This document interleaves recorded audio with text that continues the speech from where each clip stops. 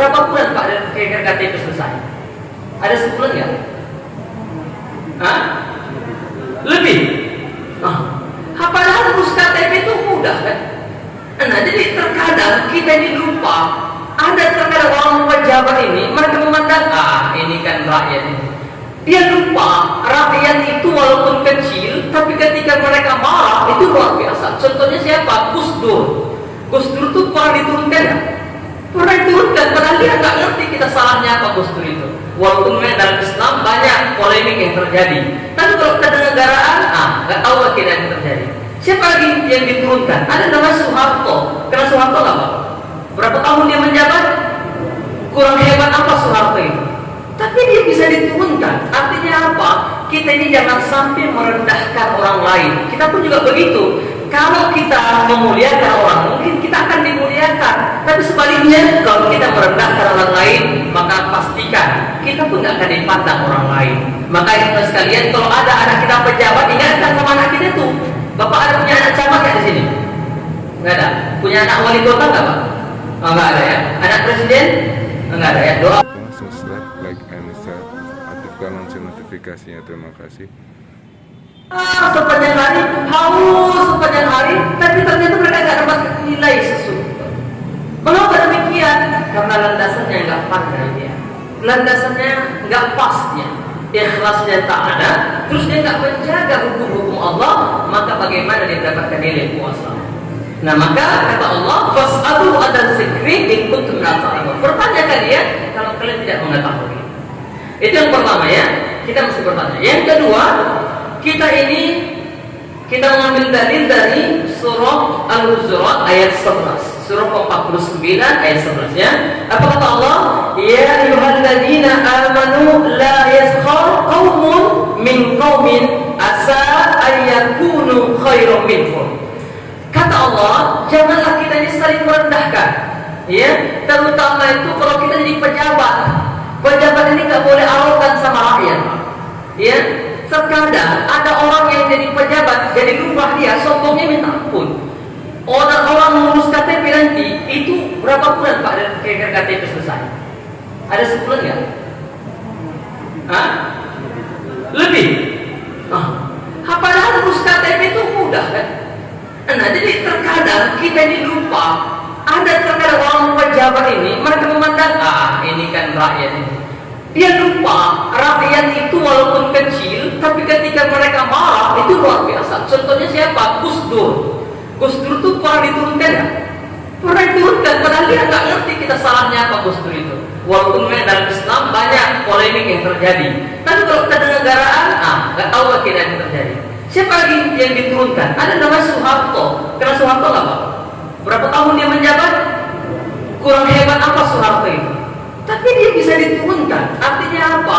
Kita ini jangan sampai merendahkan orang lain. Kita pun juga begitu. Kalau kita memuliakan orang, mungkin kita akan dimuliakan. Tapi sebaliknya, kalau kita merendahkan orang lain, maka pastikan kita pun nggak akan dipandang orang lain. Maka itu sekalian, kalau ada anak kita pejabat, ingatkan sama anak kita tuh. Bapak ada punya anak camat nggak di sini? Nggak ada. Punya anak wali kota nggak Pak? Nggak ada ya. Anak presiden? Nggak ada ya. Doakan saya jadi presiden Pak ya. Doakan saya jadi presiden Pak ya. Jadi nggak boleh saya merendahkan ya. Itu yang kedua, jalan kebahagiaan. Ketiga, kita ini mesti jadi orang yang menyeru kepada kebaikan. Dalilnya surah yang ketiga ayat 104. Apa kata Allah? Wal takum minkum ummatun yad'una ila al-khair wa ya'muruna bil ma'ruf wa yanhauna 'anil munkar wa ulaika humul muflihun. Kalau kita jadi dai itu sangat mudah sebenarnya, tapi yang dimaksud ayat ini ada sekumpulan orang yang orangnya itu memiliki keutamaan. Siapa itu di sini yang dimaksud? Keutamaan itu adalah bukan milik mereka rakyat biasa, enggak. Makanya Pak, yang dimaksud di sini adalah orang yang punya keutamaan itu. Contohnya siapa? Mulai dari kades. Kades itu punya keutamaan enggak? Punya enggak kades? Apa keutamaannya? Dia memimpin desa, suaranya didengar nggak sama rakyat kira-kira? Dia cocok jadi dai. Makanya kalau ada pemilihan kades yang kita pilih adalah orang yang bertakwa kepada Allah. Naik lagi, kita mesti lurah. Lurah itu berpengaruh, dia punya keutamaan. Maka kita mesti punya apa itu? Dia dekat sama Allah. Naik lagi ke atas, wali kota. Kita mesti punya wali kota yang dekat dengan Allah. Naik lagi ke atas, gubernur. Kita pasti punya gubernur yang dekat sama Allah. Naik ke atas, kita bisa punya presiden yang cinta kepada Allah. Kalau mereka semua yang dari atas sampai bawah, semua dekat sama Allah, ini jalan ayat ini.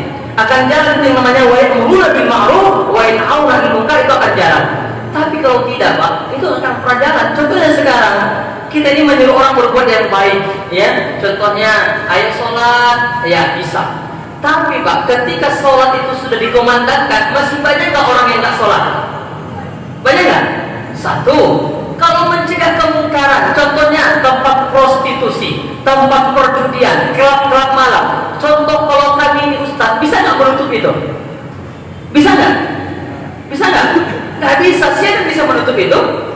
Para pejabat. Nah, kalau pejabatnya soleh pasti ditutup itu. Tapi kalau nggak soleh, maka dia bilang apa? Itu mungkin bahagian dari pemasukan negara. Kan rusak kita. Apalagi narkoba, Pak. Narkoba itu kencang nggak jualannya? Banyak nggak jualan narkoba? Kira-kira siapa yang bisa menghentikan itu? Hanya para pejabat yang bisa. Kalau para ustadz ulama nggak bisa menghentikan itu. Karena mengapa? Mereka nggak punya. Nah, itu dia Pak. Jadi di sini yang dimaksud ini adalah mereka para yang memiliki keutamaan. Siapa itu? Para pejabat. Tapi begitu pun kita boleh menjadi penyeru. Contoh Bapak menyeru orang, ayo ngasih bukaan ke masjid, nah dikasih. Atau ayo kita kasih rumah kamu saat itu, boleh nggak ini ya? Atau ayo kita ajak untuk banyak bisa mengasih kebaikan itu. Tapi untuk mencegah yang mungkar itu Pak, saya yakin Bapak pun tak berani. Contoh gini Pak, ada orang di depan rumah Bapak itu yang dia membuka tempat prostitusi. Ada labelnya di situ bahwasanya dia dilindungi. Bapak berani nggak negur itu?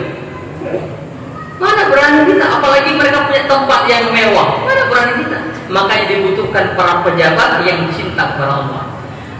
Keempat, ya, kita ini Pak, agar kita bisa bahagia, kita ini mesti ambil dalilnya dari surah yang ke-9 At-Taubah ayat 18. Apa kata Allah?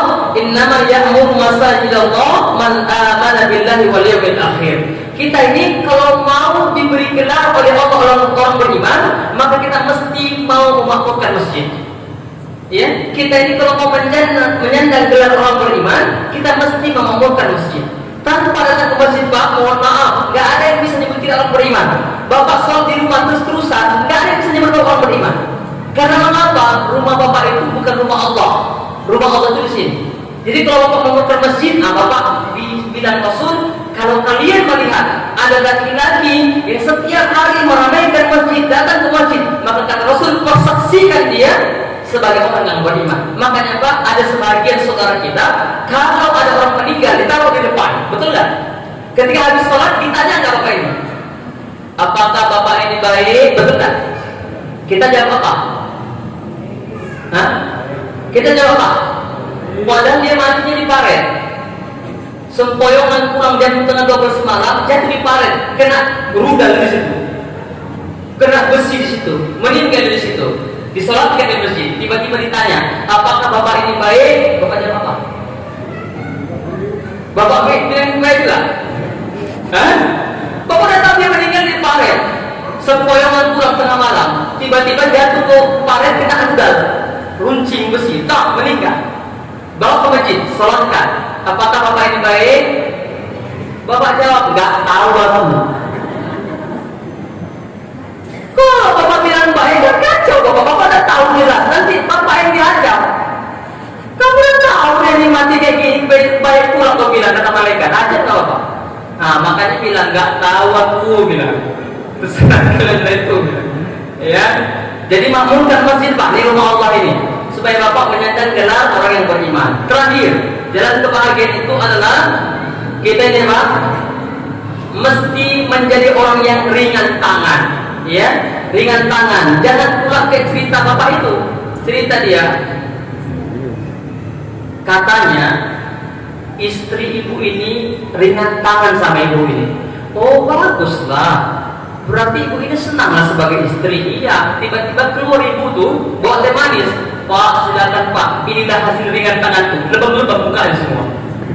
Loh, kok lebam-lebam ringan tangannya banyak dipukuli istri aja Pak. Bukan ringan tangan yang itu maksudnya, tapi ringan tangan itu adalah alladzina yunfiquna fis sarra'i wad dharra'i wal kadhimin al ghaidh wal 'afina 'anil nas wallahu yuhibbul muhsinin. Maksud ringan tangan itu adalah orang yang ridho, rela mengeluarkan hartanya baik dia dalam keadaan lapang maupun sempit. Nah, itu dia. Jadi kita ini, Pak, kalau memang kita mau bahagia, jadilah kita pribadi yang ringan tangan, suka memberi. Nah, tapi sering saya tanya itu, ibu-ibu sekalian, kalau tak ada orang punya rumah sewa 10, kira-kira rumah sewa itu mau nggak dikasih orang satu? Mau nggak? Ada nggak orang kayak gitu sekarang? Pak, saya punya rumah sewa 10, untuk bapak satu ya, ada nggak gitu? Bahkan ongkos sewanya tiap hari naik, tiap tahun naik. Tahun ini 7 juta, tahun depan 8 juta, tahun depan 9 juta, tahun depan minta pindah bapak itu. Gak kuat lagi dia, Pak. Kita ini harusnya jangan begitu. Kalau memang bapak punya rumah sewa, kasihkan aja orang miskin itu satu. Banyak nggak orang Islam yang tak punya rumah sekarang? Jujur jawab. Ibu, tuh masih hidup ya ibu ini. Bu, masih banyak nggak orang Islam yang tak punya rumah sekarang? Banyak nggak? Ibu punya rumah sewa? Nggak punya. Ya Allah, mudah-mudahan ibu punya rumah sewa ya. Bapak-bapak punya rumah sewa? Punya nggak, Pak? Kok punya? Kasih satu sama orang. Bapak punya mobil 5 nggak? Nggak punya mobil 5. Ibu punya mobil nggak? Kalau ibu nggak punya mobil, berdoa supaya di Ramadan ini habis Lebaran ibu punya mobil. Nah, jadi ada 5 langkah kebahagiaan yang kalau kita amalkan kita bisa bahagia. Yang pertama tadi apa? Ayo kita ulang. Apa yang pertama tadi? Apa yang pertama tadi, Pak? Kok sama-sama lupa kita ini? Bertanyalah kalau kita kurang paham, ya. Yang kedua, jangan saling merendahkan. Ketiga, jadilah kita orang yang menyeru kepada kebaikan. Keempat, ayo mengumpulkan masjid. Kelima, jadilah kita orang yang ringan. Nah, subhanallah wa bihamdika asyhadu an la ilaha illa anta astaghfiruka wa atubu ilaik. Assalamualaikum warahmatullahi wabarakatuh. Jangan lupa subscribe, like, and share. Aktifkan lonceng notifikasinya. Jika tidak suka, bisa komen di bawah. Terima kasih. Wassalamualaikum warahmatullahi wabarakatuh.